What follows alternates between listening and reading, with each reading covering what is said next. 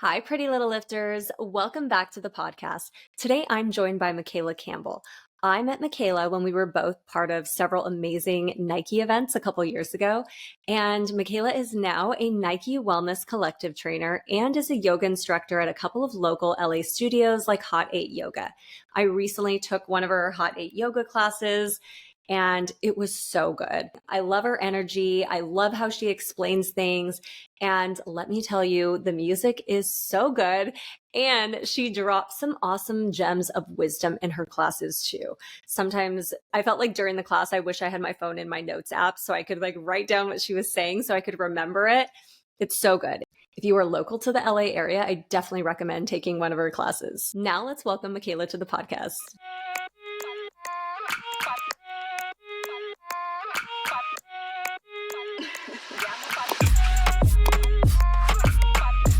Welcome to the podcast, Mikayla. Thank you. Thank you. I'm so excited to be here. So, to everyone watching or listening, can you give us a little brief intro into who you are and what you're currently doing personally and professionally? Sure. My name is Mikayla. I am a Nike Well Collective instructor. I'm a fitness professional. My background is truthfully in nonprofit management and strength and conditioning. And most recently, I've taken on the role as just really leaning into my identity as a yoga teacher. And so most of the work that I do with clientele and just within community right now centers around my expertise and knowledge as a yoga teacher, but I have a pretty well-rounded background and expertise when it comes to my lifestyle as a fitness professional and supporting folks with different modalities of movement. And I say that because I grew up playing soccer. I went on to play Division I soccer at Loyola Marymount, and I could never deny that my experience as a soccer player and as a high-level athlete really influenced the work that I do today. And so post-college, my focus and my work was really in facilitating movement for low-income and marginalized communities through the first organization I worked for was Street Soccer USA. So I was facilitating soccer sessions for young folks in Watts, South Central, so on and so forth, and then transitioned into a similar role with an organization called Peace Players, where I was using the sport of basketball to bridge divides and strengthen communities. Similarly, looking to grow young people in skills such as discipline, self-advocacy, so on and so forth. And so now, while I've stepped away from nonprofit management, my work still does the same thing in that it centers sharing the power of movement with folks that maybe would not otherwise be exposed to it, and a lot of folks that maybe have been, but might require a culture shift or a perception change as to how they view movement. I love that. I love hearing about what you do because that is kind of like how we connected and what I feel like drew me to you. We met through Nike. We've had so many fun Nike events and things together, like the LA coaches thing they had and the soccer thing that they had. And that was probably one of my favorite parts, was getting to meet so many amazing women like you. And when you told me like, hey, I work for this nonprofit, they're doing with soccer, and you told me about it, I'm like, oh my gosh. And I wish we could have made that happen for my school. But I was like newer to the program and still kind of getting my feet wet, and like we didn't really have a budget or anything yet. But that is one thing that I really like about like any type of work that you do. As you mentioned, like you come from that nonprofit background and you see the importance of, you know, we live in LA, so we're able to see the various dimensions of wellness in terms of like the have and the have-nots, you know, and I work at a public school.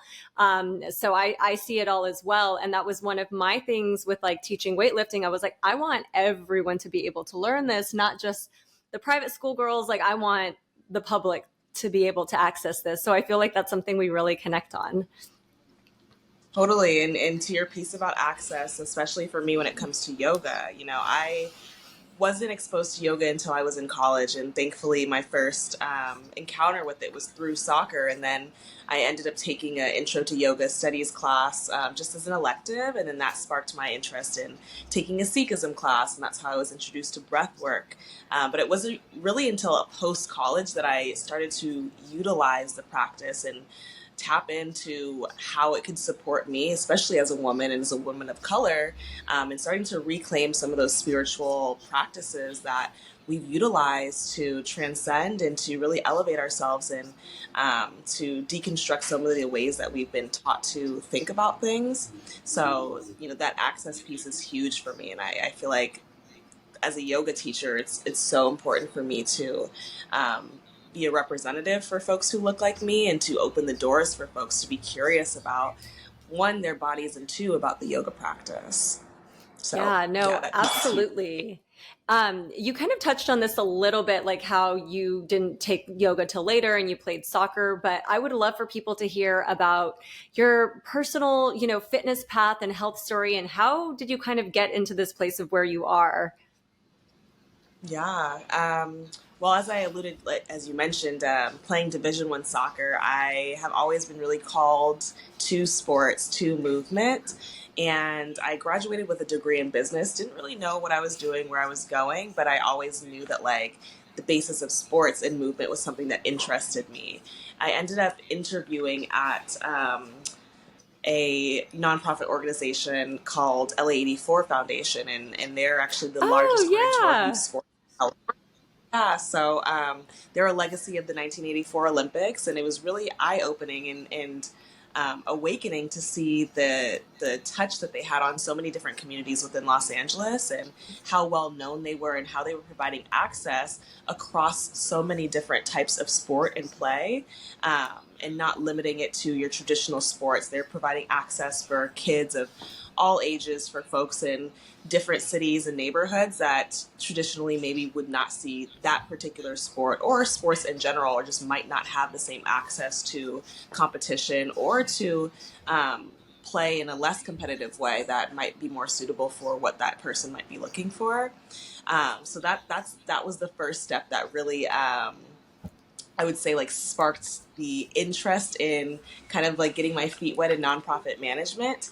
The CEO is actually an alum of Loyola Marymount. That was the connection for me. So nice. I started as an intern there, and when I graduated, they kind of looked at me like, your internship is up. Like, what are you going to do? And I kind of looked at them too, like, I don't really know. How are you You're going to like, meet me in what's the middle? next? Yeah, exactly. Tell me. So I ended up doing maybe a 6-month stint. They kind of made up a contracted role for me, and I was a foundation assistant. And during that time was when I was first introduced to street soccer. Street soccer is a grantee of LA84, so that's how that connection ensued. And then Nike is also obviously a very close partner of both organizations. And so it's something I was thinking about, as you mentioned, just our relationship and meeting through Nike, is the beauty and the power of the way in which Nike has supported my growth as a facilitator, as an athlete, as a fitness professional. When I was working for Street Soccer USA and facilitating programs and kind of starting those from the ground up, I submitted a proposal, and I actually was only reminded about this proposal in the last year when I first signed on with Nike. But I submitted a proposal which kind of outlined the ways in which I wanted to engage with them. And at that time, I was a program manager for this organization, and fundraising was a big piece of my work. So I had articulated that I wanted them to fund the work that I was doing. And I had also written that I wanted to be a Nike trainer. And this was actually well before the Nike Well Collective existed. So to see that I really manifested that in real time 5 or so years ago, I'm still kind of pinching myself, because I don't think that I realized the gravity of what I was asking for, and the time Yeah. that would be received. And so they ended up funding me and my organization more than once, and initially in connection to an event that didn't end up happening because of COVID, but they were supposed to host a half marathon, and that was intended to Oh, um, yes. drive hype. You remember? So My LA husband was supposed to 13.1. do that. Yes, and we were, getting teams together. We were training. I remember very vividly, because I'm not a runner, but I Yeah, was invested in training. They had different activations on a weekly basis, and I was getting I really excited. And remember. then April rolled around, and we all were shut down and in the house, so that never happened. But I'm just really grateful that Nike has continued to see the value of my work and what I bring to the table within community, and how I'm really passionate about sharing these tools with folks. And I say that to say that our relationship has just been very fluid and dynamic in that way. And now, as a Nike Well Collective instructor, I'm really privileged to be able to continue to share movement with folks in just a different capacity now, and in a way that I feel like is most aligned with what I feel most passionate about in this particular moment, and have always been passionate about soccer and sport and all of those things. And it's cool now that I get to see all of those things come together. And I'm really grateful as I look back on the last year with Nike, some of the ways in which I've been asked to support their work and engage with the brand has been in a way that is really reflective of the different relationships that I have built within my time as a fitness professional. So, for example, one of the first activations that I did with Nike was hosting a yoga class for nonprofit leaders, and plenty of those nonprofit leaders who I've met before, who I spent plenty of time with training with, and just some really really knowledgeable about their work within youth sports and sports-based youth development. So that was really, really full circle for me. I think that was probably the first event that I with Nike, and just, to this day, meeting trainers from all over US, and some folks from, even further than the US, because we at this point have trainers in different countries as well. But yeah, my journey with Nike has certainly not been linear, and I'm really grateful for that, and the way that they've been super dynamic and supportive of the ways in which I've decided I want to grow in this movement lifestyle. I don't know if that answered your question. I feel like I said it. No, yeah. And I have to say, I remember when you posted about it and announced it, and my jaw was on the floor, and I was like, yes, of course. Yes, Mikayla, get it. I was so excited. I was like, oh my gosh. And it just was so cool too, because, when I met you, we were kind of in the like fitness, soccer, like kind of like the sportier coaching thing. And then when I saw your post, I was seeing more like yoga stuff. And I was like, wait a minute, I haven't seen this side of her. And I loved it. Like, I just remember like you posting the pictures, and I was just so, like you kind of mentioned, I was like, yes, this is her path. Like, this is so cool. And it's funny because it took me, like I said, my background as a personal trainer is more so in strength and conditioning. I obviously have extensive background in group fitness, and was teaching at F45 when I was living in DC during COVID. And it took me a whole year to finish my teacher training, which it probably within its like current structure should have only taken me a couple months, but I was working a full-time job. I was teaching 10 classes a week at F45, oh my gosh, plus managing training. Like it was a lot. And I felt like the idea of getting up in front of a class and like having a sequence and doing all the things was so daunting. And ironically, in March, a year ago, sorry, this is so timely now that I'm thinking about it. oh A my year ago, I God. was laid off from a full-time job. And the same week that I was laid off, I went and auditioned with Hot 8 Yoga, which was my first permanent teaching role as a yoga teacher. And I just remember the immediate like switch that happened in my head. Like it was almost, although I loved the organization I was working for, it was almost as if a burden was lifted from my chest. Like, wow, now I could go step into this version of myself that I have been fearful to step into because of X, Y, and Z, and just all the other responsibilities on my plate. And the following week, I signed my contract with Nike. So very timely, very full circle. And I think that was a year ago now at this point. That is feels like yesterday. wild. Also feels like 10 years ago. So just to see how all the things are coming together, I'm humbled even just sitting here and talking to you about it. It's pretty awesome. No, this is I think one of my favorite things is like talking to people that I know in the industry, and like seeing the different paths kind of unfold, and seeing these opportunities that like, people are so deserving of, that they can bring, like you bring so much to the table. And it's just like, man, this is so cool. And as soon as I saw that you were teaching at Hot 8 Yoga, I was like, oh my goodness, because that's where I go. And it's one of my favorite spots, because I love, like, hot yoga is my favorite type of yoga. And Yes. taking your class, it was like, you were amazing. You're such a great teacher. And I love when our yoga teachers give us some like wisdom, and you had all these gems. I was like, I need to write this down, like, as I'm taking class. I was like, I need to remember these things that she's saying, like this. Yeah. It just felt really good. And one thing that I noticed is, you and I have been to a lot of fitness events, and one thing that I noticed was the amount of representation you brought to that class. I was like, Mm. this is necessary, and I've talked about this before in the podcast, but I'm Latina, and sometimes I would go to events and I'm like, that's it. It's just me, and Yeah.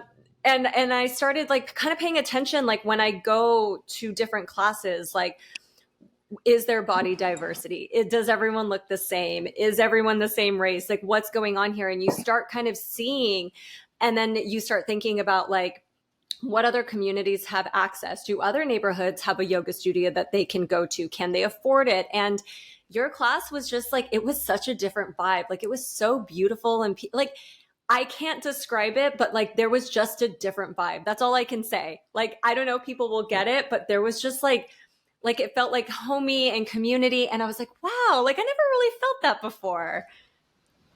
So special to hear. I mean, for me having only been at Hot 8 Yoga for now, I guess almost a year, I just feel like I built community so quickly, and I will never take that for granted.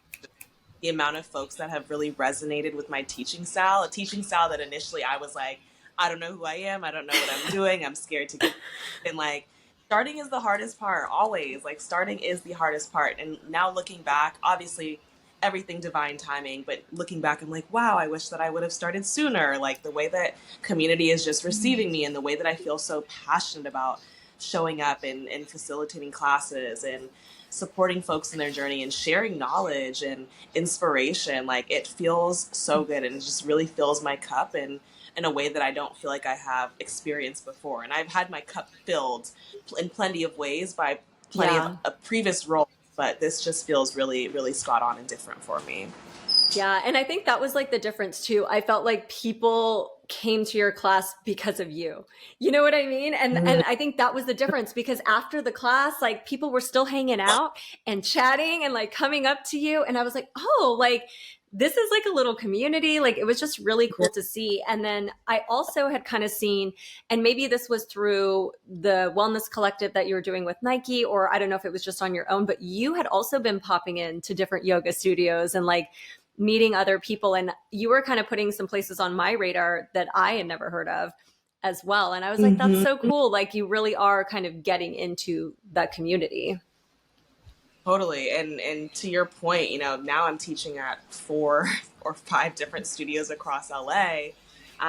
But when I first started teaching, I was like, okay, I love Hot 8. I've been a member here for a long time, but getting back to the representation and the access piece, like, I want to also be in a studio that cares deeply about sharing the practice in a decolonized way, and in a way that honors people that look like me. And so Yeah. that could look like so many things, but that could be as simple as the music that's playing when you walk into the studio. That could be as simple as, the different languages that people are speaking and offering classes in, the different styles of yoga that Yeah. we're offering. And so I say that to say, I went on to start to teach at the Tree, which, I love the Tree because, one, the founders are also Nike Well Collective trainers, but Nice.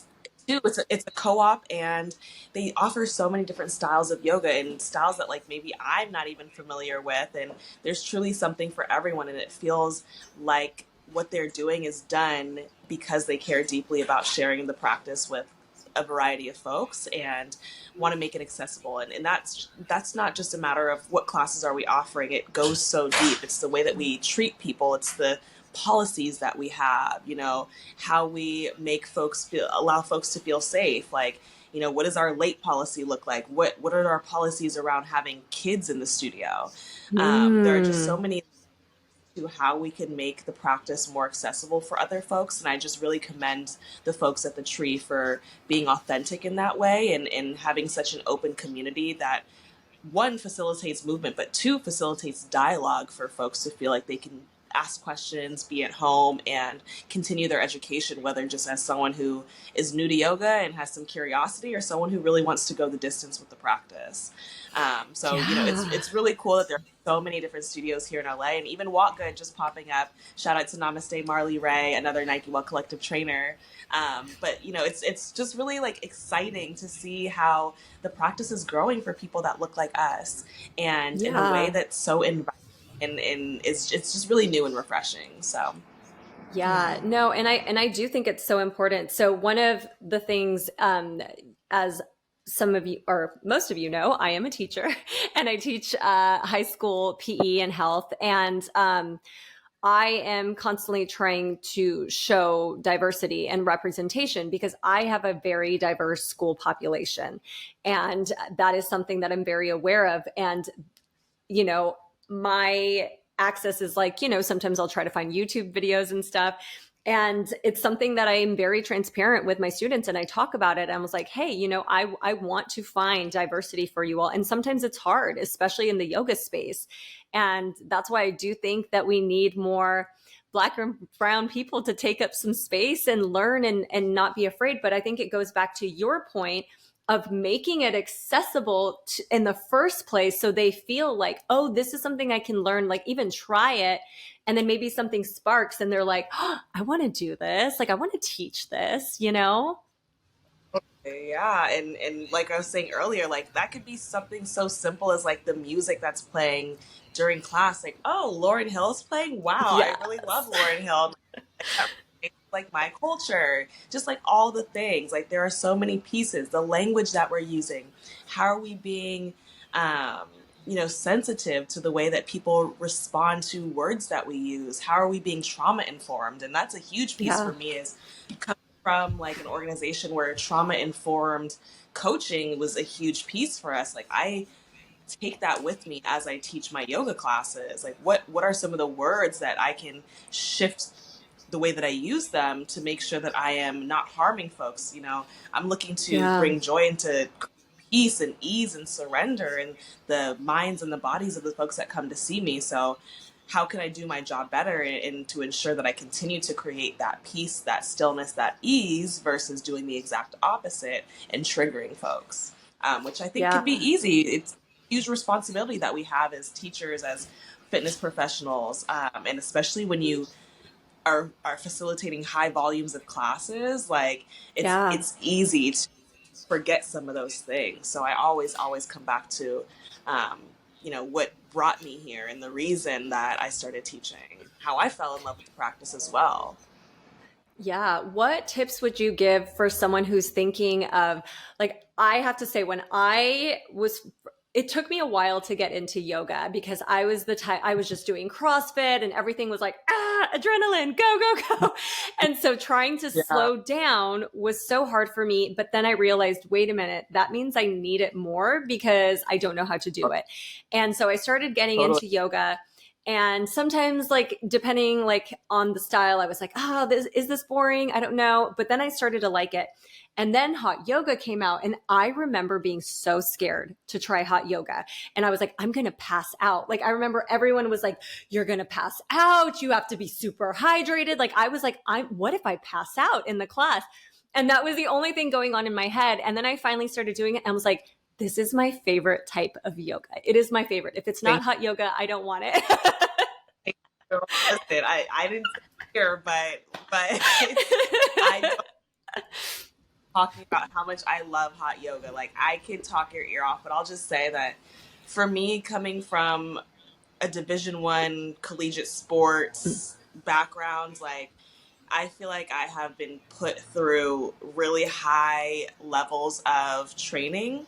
And what I really, really, really, really appreciate about hot yoga is the way that it strips and demands so much of me mentally, spiritually, and physically, but at the same time is so replenishing in the same Yeah. 60 minutes.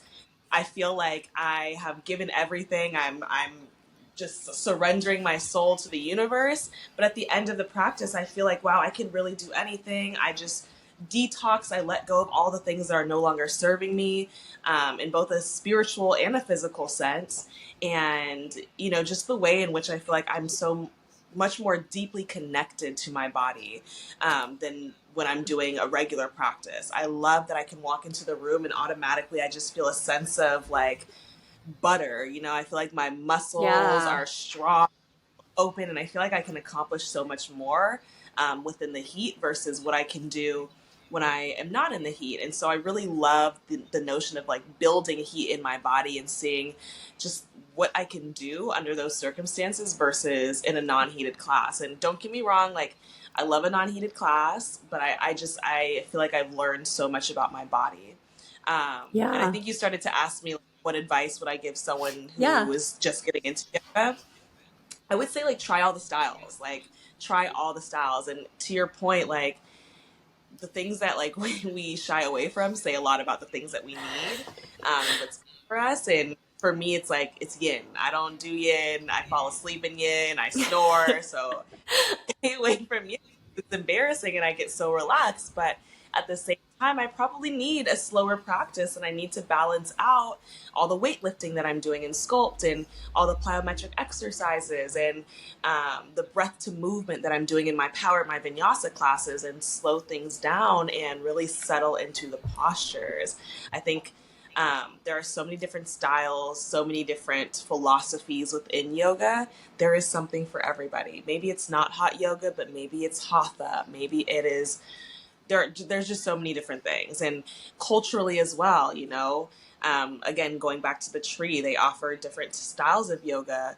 There's comedic yoga, and don't get me started about that because people often don't want to have the conversation about different cultures that have also Mm. utilized the practice and have shown from a very, very early, time in history that they were doing the same things. And a lot of folks don't want to acknowledge the truth within that as well. Yeah. So yeah, I would just like explore, try all the things. There is something for everybody. It is a practice, not a perfect. It doesn't have to look a certain type of way. All that is required of you is to show up onto your mat and to give what you can on that day. Yesterday is not today. Today is not tomorrow. What you did yesterday doesn't dictate how you show up today, and so on and so forth. So just encouraging people to step onto their mat with an open mind and an open heart. Yoga is for everybody. It's not for athletes. It's not for dancers. It is for every single person that has a body. So that's all I would Yeah, offer. no, and I think that's the most important piece. I think even sometimes with yoga, people think I need to be at a certain place or fitness before I can do that. And I'm like, no, just show up. Just show up. But my job is to lead you through it so that you can feel confident, empowered, and safe. I will give you all the things you need. Like all you need is to show up and to be here and to be open enough to receive the word, to receive the practice, and to do the work. There's nothing that is required of you. Yeah, even flexibility is a huge thing. I hear people say like, "Oh, I'm not flexible enough to do yoga." Well, one, how do you become flexible if you're not doing the things that allow you to be flexible? That's another Yeah. conversation. But two, there are so many ways to experience the practice without needing to be flexible. You have chair yoga, you have yin yoga, you have your blocks, you have props, you have straps. Like there are so many resources to allow folks to feel a sense of ease. And a lot of times we'll see someone doing a certain posture and we're like, oh, that's what it's supposed to look like. No, that's what the posture looks like in that person's body. And even as an instructor, sometimes I have to check myself like, it's not going to look like that in my body, but like, how can I adjust, use my tools, use the knowledge that I have to find a variation of this posture that honors who I am today, where I am today, how my muscles are showing up for me, and allow myself to be present and stay grounded rather than having this internal battle in my head about what it's supposed to be, what it's not, what I Yeah. want it to be, all the things. Yeah. No, that's so good. And honestly, it's one of the things too. I remind people when they like shy away. I'm like, no, like just show up. That's why you have a teacher there. She will guide you through it. Yeah. Now I know we talked about representation, more needed in yoga. What advice would you give to someone? who wants to start showing up and represent for, their culture, their city, and take up some space in yoga, but maybe they're a little nervous to like get into teacher training or like figuring that out. Like, what advice would you give to someone who's like maybe wants to, but maybe doesn't have the confidence or doesn't believe that there's space for them? That's a great question. I actually have a friend that has recently, I won't name her, but I'll send this to her, and she'll know I'm talking about her. But she recently finished her teacher training, and we were talking a couple days ago, and I asked her, like, what's stopping you from teaching already? Like, what's the deal? And because I also went through this a year ago, and she said to me something along the lines of, well, I got ready to submit an application, but then I looked at all the other teachers, and what would motivate them to hire someone like me with 0 years of yoga experience versus Stephanie, who is 30 years old and has been teaching, or 40 years old and has 10 years of experience under her belt. And I said, hold on, pump the brakes. Like, we need to change the way that you're thinking about this, because the power of you being a teacher is that you are the only person that can be you. And I actually used this as an intention in my class the other day. No one else can be Mikayla. I'm Mikayla. I can't be Tiffany. You're Tiffany. What you offer to your students has no bearing, has nothing to do with what I offer to my students. And we can be synergistic. We can do the same thing. Yes. We can complement each other. But you doing your thing doesn't take away from me doing my thing whatsoever. And there is space for the both of us. There's not space for me to be you, that's for sure, but there is space for both of us to do the things that we do and to share the practice with folks. So I would encourage folks that are apprehensive about starting, one, take classes at different studios. Find a yoga community if you haven't already. Honor and recognize what feels right for you and why it feels right for you. That would be one thing. And then two, get out of your own way. Submit the application, do the audition. You're not required or locked in to teach anywhere. You can always decide that you don't want to, but open the door for yourself rather than closing yourself out of the conversation in the space. And then three, I would just say, like, let go of all the things.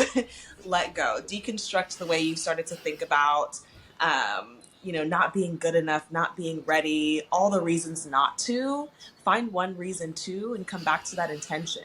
Whatever that intention is for you, maybe that's access, maybe that's representation, whatever it is, allow that to be your guiding light and stay true and hold on to that guiding principle.